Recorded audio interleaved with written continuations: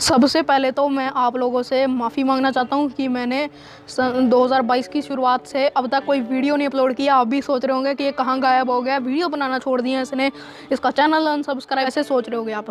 तो मैं आप लोगों को कहना चाहता हूँ कि मैंने वीडियोज़ बनाना छोड़ी नहीं है। वीडियो के मुद्दे पर आते हैं। जैसे आज मैं ये वीडियो बना रहा हूँ 11 फरवरी को 2022 को, और कल 10 फरवरी को हो चुका है उत्तर प्रदेश के विधानसभा चुनाव का पहला फेज़ हो चुका है। और पंजाब की इलेक्शंस 20 फरवरी को हैं। 14 फरवरी को 2 राज्यों की इलेक्शंस इकट्ठी हैं, गोवा और उत्तराखंड, और यूपी की इलेक्शंस का दूसरा फेज़ है। और मणिपुर की इलेक्शंस भी आगे जाके 28 फरवरी और 3 मार्च को 2 फेज़ों में हैं। ऐसे इलेक्शन वाले माहौल में आप लोगों से आज मैं इलेक्शन से रिलेटेड ही बात करने आया हूँ।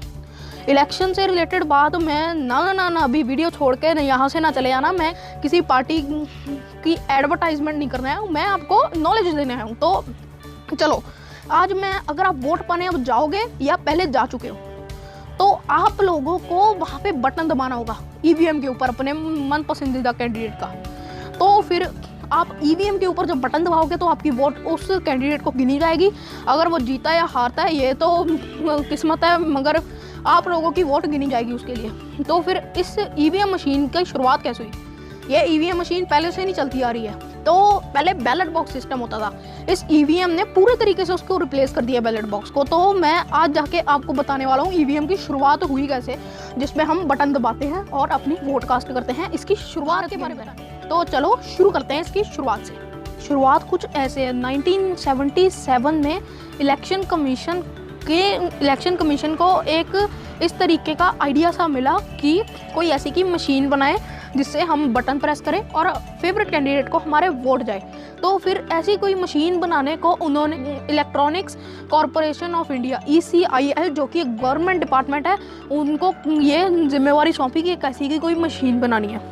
तो फिर उन्होंने 1-2 साल इस पर काम किया और उन्होंने एक इसका मॉडल बनाया इसका दिखाने के लिए, कि उसको इलेक्शन कमीशन के सामने पेश किया कि इसको बटन दबाया करके कैसे होता है, कैसे गिनती होती है, ये सब कुछ दिखाया। तो फिर ये जब सक्सेसफुल रहा तो फिर इसके बाद मई 1982 को इसका सबसे पहली बार इस्तेमाल किया गया ईवीएम का।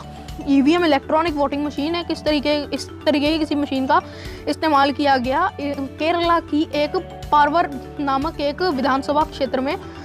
उसके 50 बूथों पे इसका इस्तेमाल किया गया, पूरे तरीके से नहीं, उसके 50 बूथों पे इसका इस्तेमाल किया गया।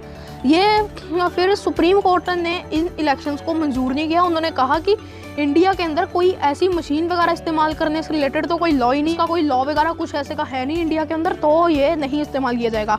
तो फिर इसका सस्पेंड कर दिया गया ईवीएम का यूजेज सुप्रीम कोर्ट ने। फिर उसके बाद जाकर 1989 में इंडियन पार्लियामेंट ने एक इंडिया का रिप्रेजेंटेशन ऑफ पीपल्स एक्ट 1951 को अमेंड किया, यानी उसमें चेंजेस लाए कि एक ईवीएम ऐसी मशीन का इस्तेमाल करने को एक उसके अंदर प्रोविजन डाला उन्होंने इलेक्शंस के लिए। तो फिर ये ईवीएम मशीन अभी पूरे तरीके से तो इस्तेमाल नहीं हुई थी, इसका धीरे धीरे जाकर बढ़ी थी।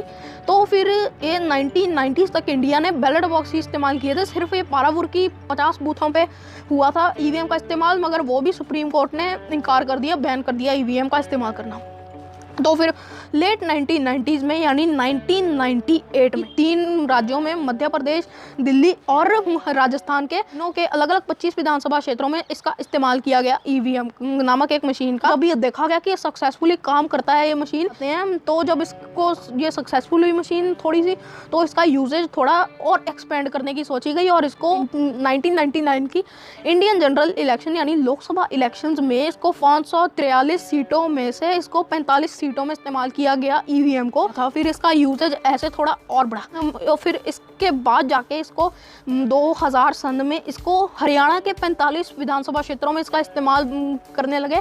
फिर इसके बाद जाके शुरू होती है असली कहानी। 2001 में जो वेस्ट बंगाल, केरला और पुडुचेरी, इन तीनों जगहों के चुनाव थे, वहाँ पे सारी की सारी सीटों पे ईवीएम का इस्तेमाल पूरे तरीके से ईवीएम मशीन पर ही निर्भर थी। इसमें कोई बैलेट बॉक्स का इस्तेमाल नहीं किया गया। जब इनके रिजल्ट आए, फिर इलेक्शन कमीशन ने कहा कि ये अब जाके जितनी भी स्टेट लेजिस्लेटिव असेंबली इलेक्शन होंगी वहाँ पे इस्तेमाल किया जाएगा ये मशीन ईवीएम। 1999 में तो चलो इसको 45 लोकसभा सीटों पर इस्तेमाल किया था। 1999 के बाद अगली इलेक्शन आनी थी 2004 में लोकसभा की।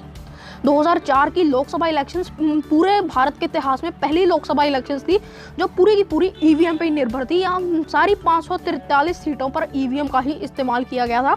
2004 के बाद से ईवीएम छोटी से छोटी यानी पंच, सरपंच या ऐसी की इलेक्शंस से लेकर लोकसभा तक की इलेक्शंस में ईवीएम का इस्तेमाल होता है। तब से लेके इस ईवीएम के सिर पर 122 विधानसभा चुनाव हो चुके हैं और साथ में 4 लोकसभा चुनाव इसके सिर पे हो चुके हैं। 2004 के लोकसभा चुनाव, 2009 के, 2014 के और लेटेस्ट जो हुआ है 2019 के। तो अगर आपको मेरी ये वीडियो अच्छी लगी हो, अब फिर से विधानसभा चुनाव आ रहे हैं, तो आप लोगों से मैं यही निवेदन करता हूँ, अगर आप इन 5 राज्यों में जिनकी मैंने इंट्रो में बताया था उनमें से किसी एक में है, अपनी वोट है जो सोच समझ कर डालें, किसी गलत को ना डालें। आप लोगों से मैं यही निवेदन करता हूँ। मैं किसी को गलत नहीं कह रहा, किसी को सही नहीं, बस क्योंकि हम अपने देश को अच्छा देखना चाहते हैं और किसी गलत हाथ में नहीं देखना चाहते। तो आप सबका धन्यवाद मेरी इस वीडियो में बने रहने के लिए। मैं वीडियो एंड करने लगा हूँ। बाय बाय, अगली वीडियो में मिलते हैं।